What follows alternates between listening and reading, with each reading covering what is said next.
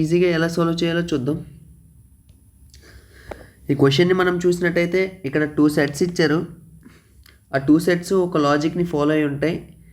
కింద ఇచ్చిన 4 ఆప్షన్స్లో ఏ ఆప్షన్ ఆ లాజిక్ని ఫాలో ఉందని మనం ఐడెంటిఫై చేయాలి. మనం చూసినట్టయితే ఇచ్చిన data రాసుకుందాం. 18 378 7 14 210 5.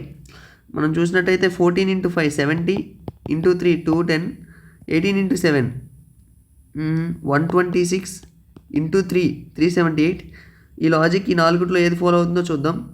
First 15 into 9 135 into 3 405.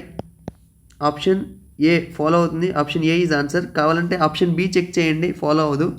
23 into 5 115 into 3 ఎంత 345. కావాలంటే చూడండి 230 ఉంది. అంటే ఆప్షన్ బి నాట్ ఫాలోయింగ్.